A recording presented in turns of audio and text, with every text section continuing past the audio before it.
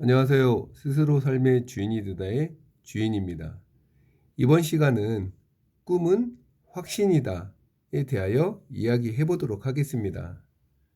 우리는 확신을 가져야 합니다. 운동할 때 당장 몸짱이 되지 않지만 꾸준히 하면서 건강해지는 걸 알 수 있습니다. 확신이 생기는 거죠. 독서도 처음엔 힘들지만 꾸준히 하면 생각이 넓어지는 확신이 생깁니다. 꿈을 갖는 것도 똑같습니다. 내가 원하는 것, 하고 싶은 것을 생각하고 질문하고 준비하면 확신이 생깁니다. 우리는 당장의 눈앞의 현실만 생각하며 살아갑니다. 그렇다 보니 꿈도 없고 확신도 없습니다. 꿈을 꾸면 확신이 생깁니다. 한 걸음씩 준비하고 실천하면 되는 거죠. 생각을 하게 되니까요. 창업을 생각하면 꿈을 꾸어야 합니다. 무엇을 좋아하고 내가 원하는 건 무엇인지 나를 알고 나면 준비를 하면 되는 거죠. 확신이 생기는 겁니다. 생각하지 않으면 아무 일도 일어나지 않습니다. 꿈꾸는 자가 성공합니다. 왜냐하면 꿈을 꾸며 나아가니까요. 내가 좋아서 하는 것이니까 힘들지도 않습니다. 당연히 성공할 수밖에 없습니다. 꿈을 꾸면 됩니다. 나의 꿈은 무엇입니까? 이번 시간 손자병법 3편 1. 조직 편제와 관리 체계는 영원한 과제 시작하겠습니다. 손자왈 범치중여치과 분수시야 두중여둑과 혁명시야. 손자가 말했다. 다수를 소수처럼 관리할 수 있는 것은 나눔과 숫자 때문이다. 다수를 소수처럼 주의하여 작전할 수 있는 것은 명령 때문이다. 손자병법 3편의 세는 필연적인 흐름을 조성하라는 뜻이다. 필연적인 흐름을 조성하면 필연적인 결과를 얻을 수 있기 때문이다. 이 때문에 대해 조조는 다음과 같이 해설했다. 전쟁을 할 때면 필연적인 흐름에 맡겨야 한다. 군대를 지휘하여 작전을 할 때는 필연적인 추세를 조성하여 그 흐름을 자연스럽게 타면 된다는 것이다. 형세에서 형과 세의 관계는 어떻게 될까?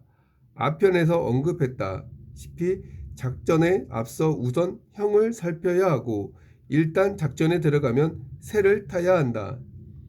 형은 실력을 가리키는데 혹은 전략이라고 말할 수도 있다. 그렇다면 세는 뭐라고 해야 할까? 그냥 간단하게 전술 혹은 임무 수행이라 말할 수는 없다. 형세를 이야기할 때마다 인용되는 순열의 설명을 다시 확인해 보자. 전략을 세워 승부를 결정하는 요소가 셋 있으니 하나는 형이요, 둘째는 세요, 셋은 정이다. 형이란 전반적인 득실을 계산하여 승산을 판단하는 것이다. 세란 돌발 상황이 발생했을 때 융통성 있게 대처하고 진퇴를 결정할 때 적절할 때를 택하는 것이다. 정이란 의지가 강한지 약한지 심리 상태를 말한다. 그러므로 전략이 같고 사건이 같아도 결과가 다른 이유는 위 세 요소가 같지 않기 때문이다. 여기서 형에 대한 설명은 정확하다. 그러나 세에 대한 설명은 손자병법이 말하는 개념이 아니다. 손자가 말하는 세는 인위적으로 조성한 일종의 추세나 흐름을 가리킨다. 중국어 속어에 조세라는 단어가 대충 그런 뜻인데 한국어 속어로 옮겨보면 대략 대세 정도의 개념이 아닐까 싶다. 대세를 만들고 그 추세의 흐름에 맡기라는 것이다. 인위적으로 조성한 대세가 군대를 몰아가는 것이니 이게 제대로 먹히면 병졸들은 심지어 물불을 가리지 않게 된다. 그러므로 순열이 언급한 정, 즉 의지가 강한지 약한지 하는 심리 상태, 이것도 손자병법은 세의 범주에 논하고 있다. 말하자면 병졸의 의지가 어떻든 간에 일단 대세를 조성하면 약한 병졸도 약해질 수가 없다는 것이다. 한신의 배수의 진을 떠올려 보라. 병졸을 죽음이 대세인 험악한 궁지로 몰아넣자 안 죽으려고 스스로 알아서 사력을 다해 싸우지 않았는가 말이다. 손자병법의 세를 현대적인 개념으로 바꾸어 본다면 전술관리로 요약할 수 있다. 다수를 소수처럼 관리할 수 있는 것은 나눔과 숫자 때문이다. 많은 사람을 적은 사람처럼 관리할 수 있는 이유는 분수, 즉 나눔과 숫자 때문이라고 했다. 어떻게 나누고 몇 명씩 나누고 하는 문제는 곧 조직의 편제를 가리킨다. 원문의 분수에서 분은 즉 나눔이란 군대를 반, 연, 단, 사, 군의 단위처럼 어떤 편제로 나누어 구성할 것이냐 하는 문제이다. 또한 분수의 수, 즉 숫자는 각 단위마다 몇 명씩 배정할 것이냐 하는 문제이다. 편제가 완료되면 조직의 골격이 마련되는 것이니 다수를 관리해도 소수처럼 관리가 가능하여 마치 자기 팔다리를 사용하듯 편해진다. 현대 경영학은 전적으로 군대 관리로부터 출발한 학문이다. 나눔과 숫자, 어떻게 나누고 몇 명씩 나누고 하는 문제는 단순해 보이지만 대단한 학문이다. 수많은 기업과 회사가 온종일 조직과 구조를 연구하고 있는데 이것은 한 방에 해결되는 문제가 아니다. 업무가 급증하고 환경이 급변할수록 조직과 구조도 수시로 신속하게 조정되어야 하기 때문이다. 그러므로 세 편은 첫 구절부터가 관리를 논하고 있다. 조직과 구조, 즉 편제를 말하고 있는 것이다. 다수를 소수처럼 다루려면 편제와 함께 명령이 필요하다. 명령을 원문에서는 혁명이라 했는데 뒤에서 다시 자세히 설명하겠다. 편제와 명령은 손자병법의 개편에서 논의했던 547개, 그 다섯째인 법과 통한다. 개편에서 말했던 법에 대해 조조는 아래와 같이 해설했다. 법이란 조직, 편제, 지휘 시스템, 인사제도, 물자관리와 재무제도를 말한다. 그렇다면 분수는 조직과 편제이고 혁명은 지휘 시스템이라 할 수 있다. 고대의 군대는 어떤 식으로 편성했을까? 5인으로 구성된 최소 전투 조직을 일러 오라 했다. 중국어든 한국어든 종종 대오라는 용어를 사용하는데 이로부터 비롯된 것이다. 또한 군에 가는 것을 한국어로는 입대라고 하지만 중국어로는 입오라고 한다. 이 역시 고대 최소 전투 단위로부터 비롯된 것이다. 10, 25는 200명인데 이를 조리라 했다. 현대 중국 인민해방군 편제에서 연의 인원과 비슷하다. 5졸은 500명인데 이를 열하 했다.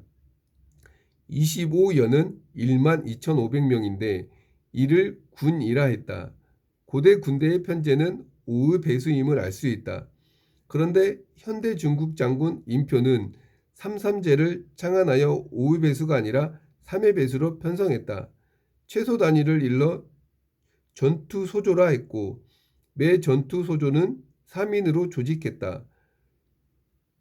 3개 전투 소조로 1개 전투 반을 조직하고 3개 전투 반으로 1개 전투 배를 조직했다. 3개 전투 배로 1개 전투 연을 조직하고 3개 연으로 1개 영을 조직했다. 3개 영으로 1개 단을 조직하고 3개 단으로 1개 사를 조직했다. 인표의 삼삼제는 중국 전통과 다를 뿐더러 미국의 연하, 구소련의 사와도 다른 독창적인 편제이다. 3명으로 조직된 전투소조는 어떻게 전투를 할까? 선임이 전투 소조의 조장을 맡으며 역삼각형의 대형으로 흩어져 적진으로 돌격한다. 3명이 흩어져 돌격하는 이유는 적이 기관총을 쏘면 몰살당할 수 있기 때문이다. 어느 거리까지 흩어질 수 있는가? 조장의 지휘 구호가 들리는 데까지 거리를 벌려둔다. 그러므로 인표는 전투 소조로부터 시작하여 최대 단위인 제4야전 집단군까지 일일이 편제와 전술을 설계했다. 이런 것이 분수, 즉 나눔과 숫자이며 이렇게 했을 때 비로소 다수를 소수처럼 관리할 수 있다. 인표는 이런 식으로 설계하여 제4야전 집단군을 마치 전투소조를 주의하듯 통솔할 수 있었다. 다수를 소수처럼 주의하여 작전할 수 있는 것은 명령 때문이다. 대규모 전투를 마치 소규모 군대 지휘하듯 작전할 수 있다고 했는데 무엇 때문인가? 혁명 때문이라고 하였다. 조조는 이렇게 해설했다. 깃발을 형이라 한다. 진과 북을 명이라 한다. 결국 혁명이란 명령 혹은 호령을 가리킨다. 구체적으로 말하자면 형은 깃발이라든가 봉화 등 시각적인 명령이다. 명은 소리로 듣는 것이니 청각적인 명령이다. 설문회자에 따르면 이름 명의 윗부분 저녁석이 어두울 명의 뜻이라며 밤이 되어 서로 보이지 않으니 상대가 누군지 물어보면 상대방이 자기 이름을 입으로 말하기에 저녁석의 입구를 합쳐 이름 명을 만들었다. 그러므로 명함이란 것도 실은 입으로 말하는 것이지 종이에 써서 보여주는 것이 아니다. 부대가 밤에 사용하는 구령이나 암호도 모두 청각적인 호령으로 명에 속한다. 눈으로 보는 명령은 봉화나 신호, 깃발 등이다. 귀로 듣는 명령은 돌격 명령이나 퇴각 명령, 그리고 북소리로 전진하고 징소리로 퇴각했던 따위가 그것이다. 현대 군대는 정보화가 필수라고 주장하는데 실은 군대라는 것이 탄생하는 그 순간부터 정보에 따라 작전을 펼쳤다. 각국의 이른바 명장은 대부분 정보화의 대가들이었다. 나폴레옹은 수기신호, 말하자면 깃발을 흔들어 신호를 전달하는 통신 방법의 권위자였다. 일본 센코쿠 시대 다케다 신켄이 패권을 차지할 수 있었던 이유는 당시 전 일본에서 가장 진보적인 봉화 시스템이 그의 본거지 가이노쿠니로부터 바퀴살처럼 사면팔방으로 치밀하게 구축되었기 때문이다.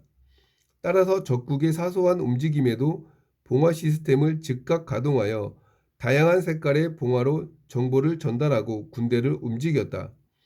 다케다 신켄의 명령 체계는 전투에서 발휘된 것이 아니라 기반 시설부터 시작되었던 것이다. 조직 편제와 지휘 시스템은 영원한 과제이다. 시간이 흐르면 조직의 기존 편제는 현실에 적응하지 못한다. 조직이 커지면 원래의 편제로 대응할 수 없기 때문이다. 그러므로 부처 사이의 협력 시스템을 구축하는 따위로 부단히 구조조정을 하는 것이다. 크게는 국가 차원에서도 구조조정이 이루어지고 있다. 현재 중국 정부가 개혁을 추진하고자 수많은 위원회를 구성하여 활동하고 있는데 이런 것도 역시 조직 편제와 주의 시스템을 어떻게 조정하여 새로운 변화에 대응할 것인가 하는 문제이다.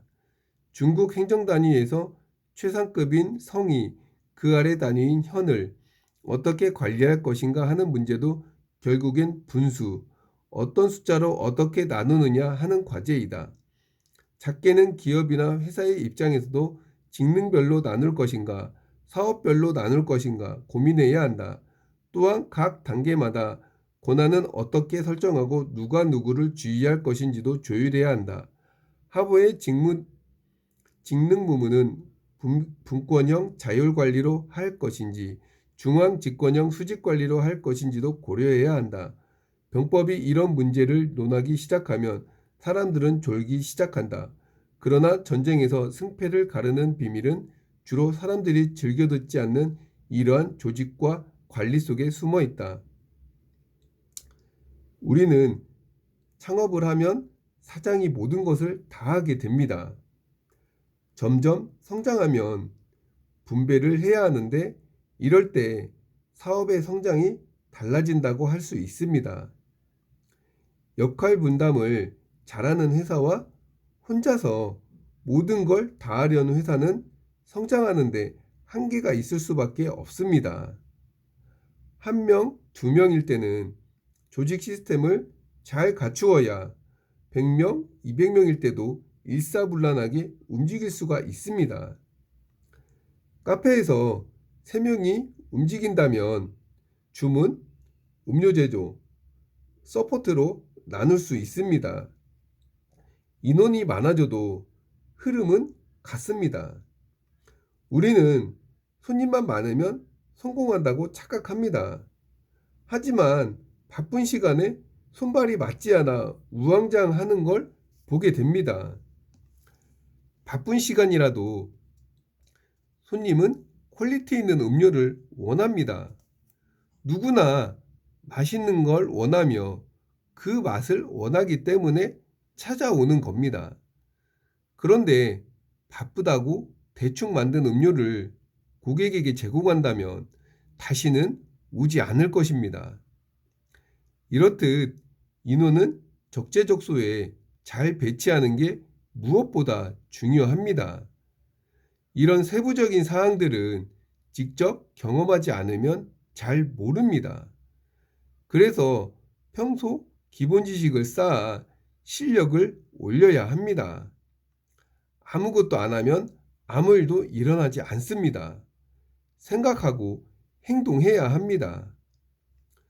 오늘은 업무 분배를 해보는 시간을 가져보시길 바랍니다. 처음부터 완벽히 해내는 사람은 없습니다. 조금씩 실력이 쌓아가는 거죠. 조직은 분배를 잘할 때 승리한다고 했습니다. 오늘도 꿈을 향해 나아가는 여러분이 되셨으면 합니다. 그럼 저는 다음 시간에 뵙겠습니다. 감사합니다.